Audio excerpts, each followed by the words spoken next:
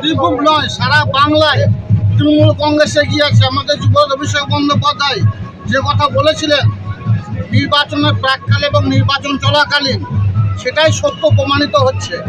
অনেক মিডিয়া বিভিন্ন সময় সারা বাংলার মানুষকে বিভ্রান্ত করার জন্য তারা বিজেপিকে অনেক আগিয়ে রেখেছিল, তৃণমূলকে পিছিয়ে দিয়েছিল। কিন্তু বাংলার মানুষ মমতা বন্দ্যোপাধ্যায়, অভিষেক বন্দ্যোপাধ্যায়ের সঙ্গে আছে।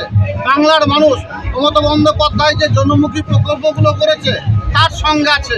বাংলার মানুষ 2011 থেকে 2024 মাত্র কয়েক বছরের ব্যবধানে বাংলার বুকে যে অভাবনীয় পরিবর্তন ঘটেছে মমতা বন্দ্যোপাধ্যায় তার সঙ্গে আছে। স্বভাবতই মমতা বন্দ্যোপাধ্যায়, অভিষেক বন্দ্যোপাধ্যায় মনোনীত প্রার্থী যারা আছে, বাংলার মানুষ দুহাত ভরে তাদেরকে আশীর্বাদ করেছে এবং বোলপুর এবং সিউড়ি লোকসভা কেন্দ্র সহ সারা বাংলার প্রত্যেকটি লোকসভা কেন্দ্রে তৃণমূল কংগ্রেসের মনোনীত প্রার্থীরা বিপুল ভোটে এগিয়ে আছে এবং এগিয়ে থাকবে এবং বিরোধীরা ধরাশায়ী হবে।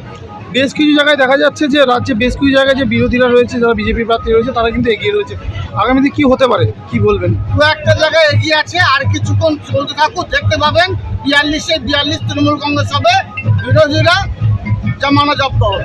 তারা দেখা যাচ্ছে যে আজকে গণনা চলছে এবং আজকে দেখা যাচ্ছে যে উল্লাস দেখা যাচ্ছে এই বোলপুরের বুকে। এটা মানুষের আবেগ, মানুষের উচ্ছ্বাস। বিরোধীরা যেভাবে বাংলাকে বঞ্চনা করেছে, অবজ্ঞা করেছে, অবহেলা করেছে, তারই প্রতিফল এগুলো। বিরোধীরা বাংলাকে, কেন্দ্রীয় সরকার বাংলার 100 দিনের কাজের টাকা, বাংলার খেটে খাওয়া খেতমজুর মধ্যবিত্ত পরিবারের তাদের বাড়ি নির্মাণের টাকা দেয়নি, বাংলাকে বঞ্চনা করেছে, একাধিক প্রকল্প বন্ধ করে দিয়েছে। স্বভাবতই বাংলার মানুষ দুহাত ভরে মমতা বন্দ্যোপাধ্যায় এবং অভিষেক বন্দ্যোপাধ্যায় মমতা প্রার্থী আশীর্বাদ করেছে।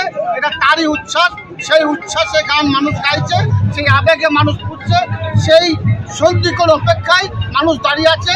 সেই যে ভোটের ব্যবধান, কত লক্ষ ভোটের ব্যবধানে আমরা আমাদের বোলপুর লোকসভা কেন্দ্রের প্রার্থী অসিত মাল এবং বীরভূম লোকসভা কেন্দ্রের প্রার্থী শতাব্দী রয়কে জয়যুক্ত করব, সেই সন্ধিকোণ অপেক্ষায় আমরা আছি।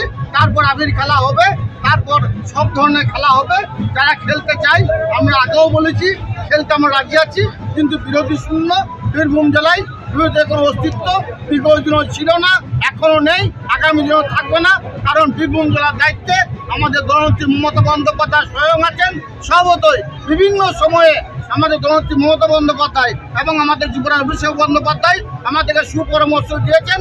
সেই পরামর্শ মতো বীরভূম জেলার মানুষ লাইনে দাঁড়িয়ে ভোট দিয়েছে, নিজের ভোট নিজে দিয়েছে। বীরভূম জেলায় একটা কাটাকাটি খুনাখানি বোমাবাজি হয়নি, সেটা আপনারা প্রত্যন্ত গ্রামে পৌঁছেছেন এবং দেখিয়েছেন। আপনাদের মাধ্যমে সারা বাংলার মানুষ দেখেছে এবং আপনাদের মাধ্যমেই সারা বাংলার মানুষ দেখবে। বীরভূম জেলার মানুষ মমতা বন্দ্যোপাধ্যায়, অভিষেক বন্দ্যোপাধ্যায়ের সঙ্গে ছিল, আছে এবং থাকবে। আমার যারা সহযোদ্ধা সহকর্মীরা আছে, আমার মাঝে যারা নির্ভীক সৈনিক আছে, আনন্দে উল্লাসে আবির খেলা খেলছে, সেই আবির খেলায় যারা বিরোধী তাদের আসার জন্য অনুরোধ করবো। কারণ বাংলার বুকে জোড়া ফুল ছাড়া অন্য কিছু থাকবে না। আগেই বলেছিলাম, যখন ইভিএম মেশিন ওপেন হবে তখন শুধু জোড়া ফুল দেখবে আর বিরোধীরা সর্ষের ফুল দেখবে। আর সর্ষের ফুল দেখছে, আমরা সেই আবির খেলায় মত্ত হয়েছি। সেই খেলার জন্য সকলকে আহ্বান জানাচ্ছি আমাদের মাধ্যমে।